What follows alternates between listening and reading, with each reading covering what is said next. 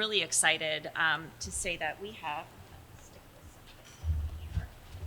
recently expanded our homocystinuria fund to include organic acidemias. So we're really excited about that, and we really appreciate the opportunity to talk with everyone here today a little bit about a program and how our grants work and how to access those. And so we will move along. Okay. So a little bit about the Healthwell Foundation. I want to assure you we're not a fly-by-night. We've been around for a long time. We were established in 2003.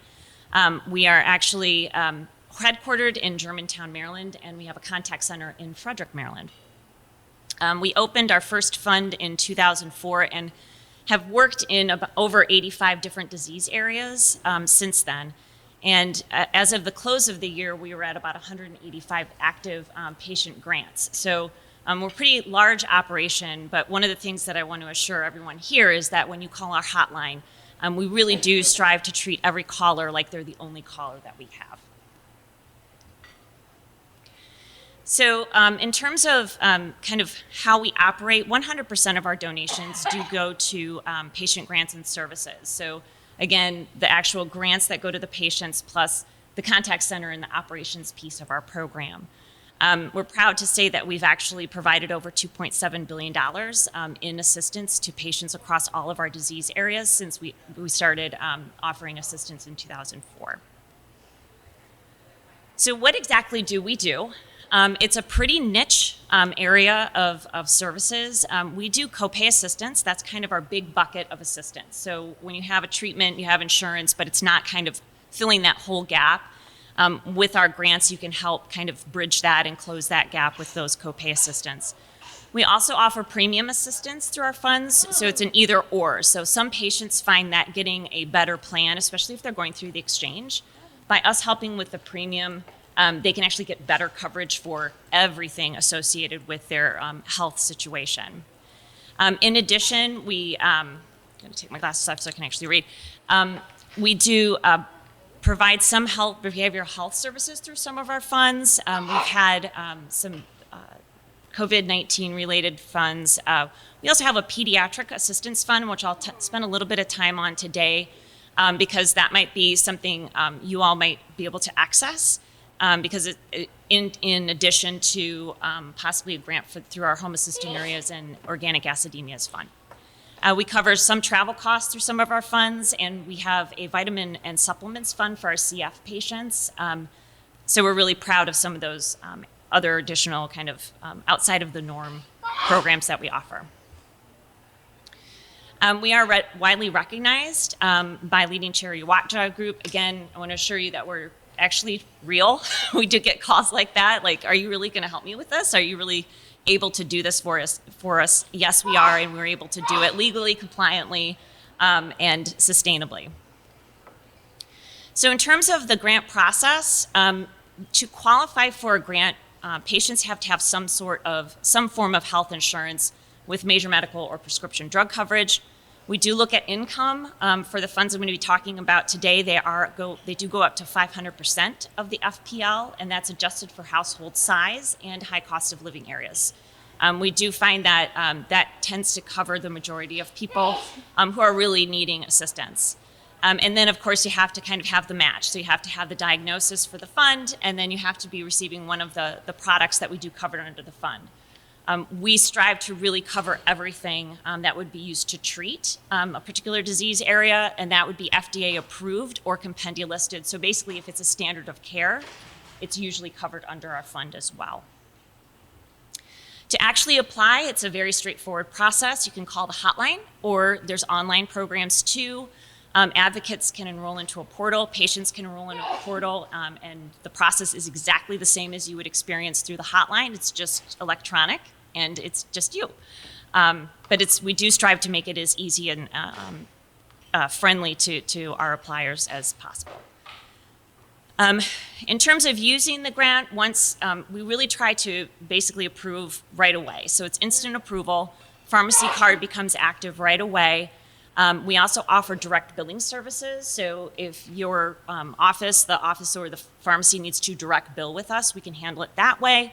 And then our grants are for 12 months, and as long as the fund is open, patients are eligible to re-enroll year over year. This is just it's a little hard to read, but that's just a smattering. That's basically all the 85 disease areas that we've ever had. And you can see that under our metabolic disorders, we do have our homocystinuria and organic acidemias fund listed. And as I mentioned, we've recently broadened that homocystinuria. It was originally launched in April of 2017, I believe. It was just for homocystinuria, and we have recently expanded it to include organic acidemias, and that's with support from OAA, and we do really appreciate that support, and we're really excited to be expanding the coverage for the fund. It is currently open. You could apply today online. We do offer either the copay or the premium assistance through the fund. The maximum award level is $5,000. So basically, once you have a grant, you have a full year to use up to that $5,000 on the associated treatment costs and out-of-pockets.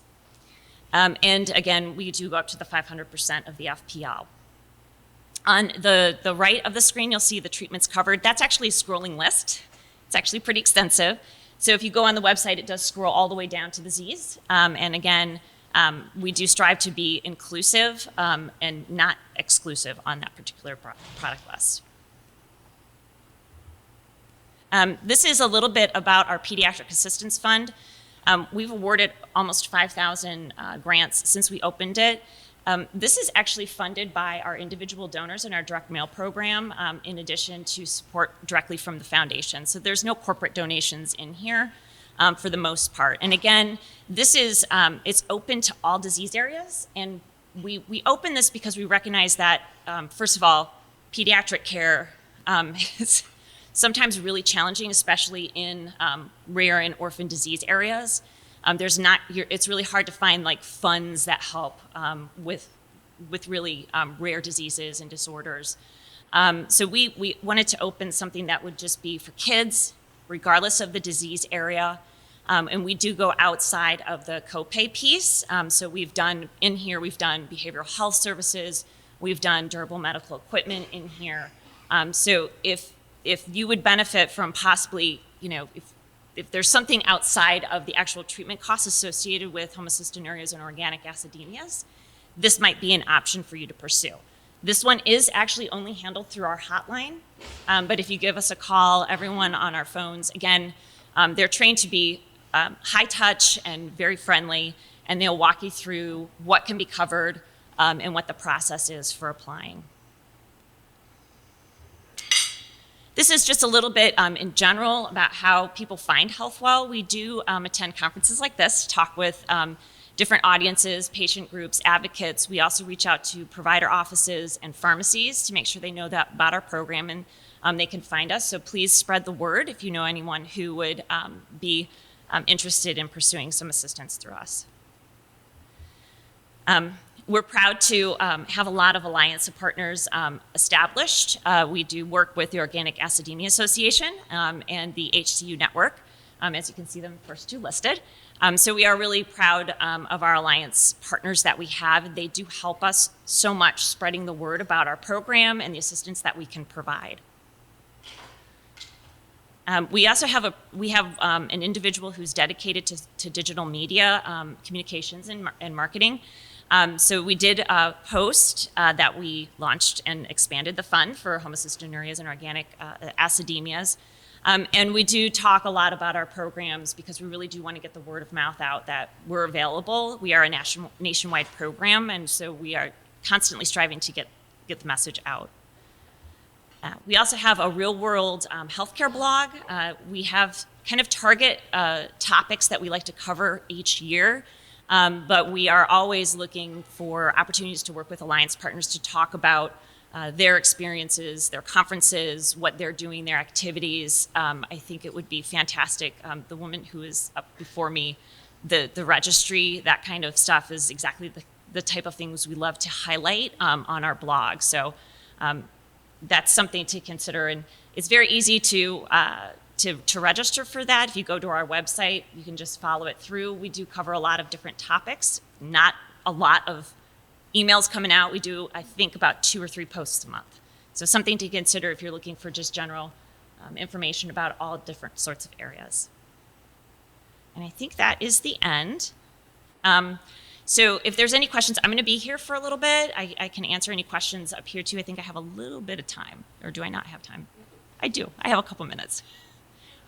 Yes. So,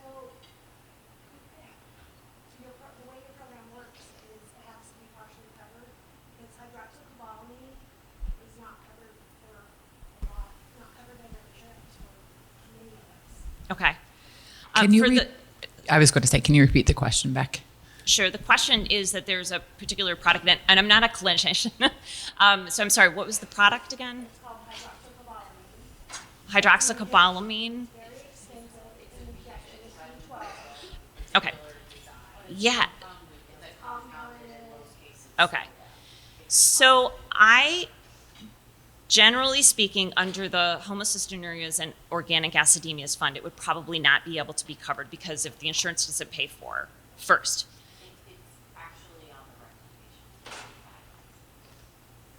So is it a standard of care, but it's the insurances don't really recognize it? Correct. They actually distribute the wrong drug. That's fantastic and so helpful. It's the compounding.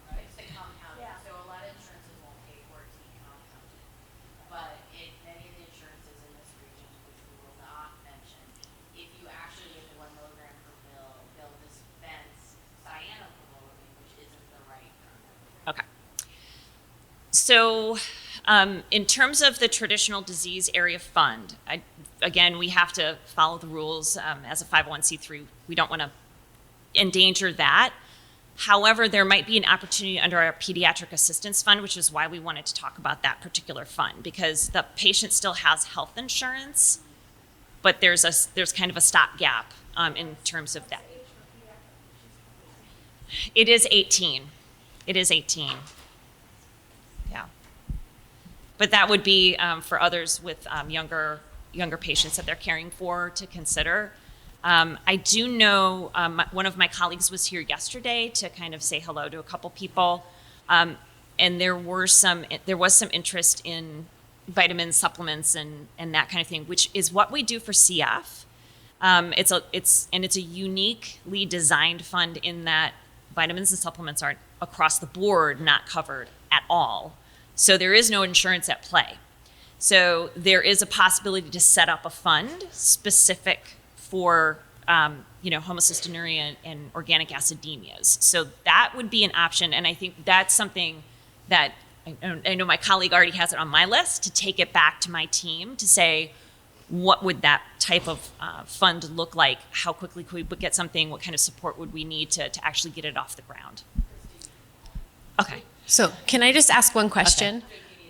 Yeah. So for the hydroxycobalamin, could there be a way for the families to get it covered if they submitted like a reimbursement for the hydroxycobalamin and then received like a denial letter? Or does it have to be approved to the insurance and Again, under the disease area funds, it's the standard of practice for us that you have to have the insurance pay first, unless you're in like a donut hole for Medicare type patients. Okay. But I think the option of having an actual standalone fund for this particular thing would be a clean deal for us. A really widespread thing for all of these. Yeah. That would be really helpful. Yeah. It's very expensive. It's incredibly expensive. Almost $400 a month. Okay. Hi. Yeah. I've heard recently from some colleagues in biotech that some insurance companies are starting to say they will not count any assistance through programs like this towards a deductible or out-of-pocket maximum, Yes. et cetera, which patients should be aware of. Can you explain that to them and tell us how pervasive that is? I can do my best. It's called the accumulator or maximizer programs, but the insurance companies usually have it renamed and branded as something like, the Copay Maximizer, and they make all these fancy names. But basically, that's exactly what it does. It basically takes a manufacturer program. If they say, we're going to help you with $5,000 for the year, they use that up, but it has not applied to the deductible for the patient.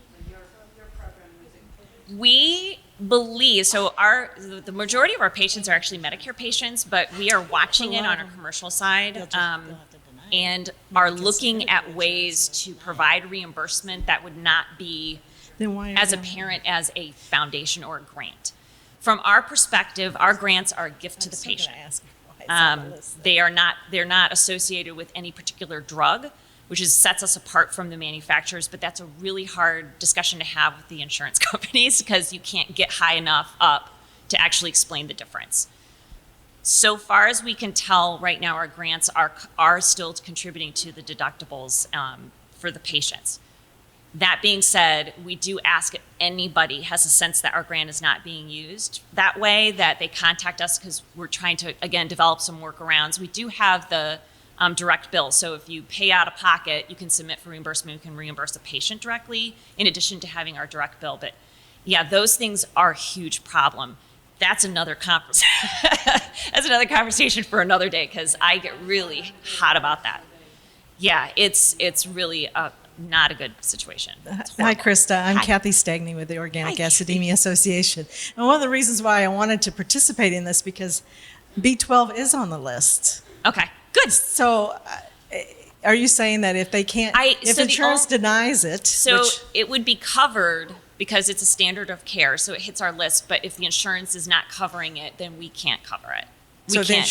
so insurance can't, if they deny it, you still can't cover it? Correct. So if they cover it like with a copay Right. or something, then you cover it?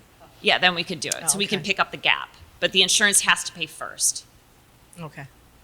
I guess I didn't understand that. Yeah, and that's for the disease fund. Again, if we can set something up for vitamins, We're that's actually a out little of bit time. different. We are out of time and we are going to break, but I would like to thank Krista for coming. There are cards on the registration desk with more information from Healthwell. They came, yes, just like that she's holding up. So I would encourage you to grab one. They came before we could get them and came after we had already had our folders completed. So I would encourage you to take that because I know I've been in plenty of situations with the betaine and it's never fun to not be able to get what you need. So thank you, Krista, for coming this morning and we appreciate it. Thank you.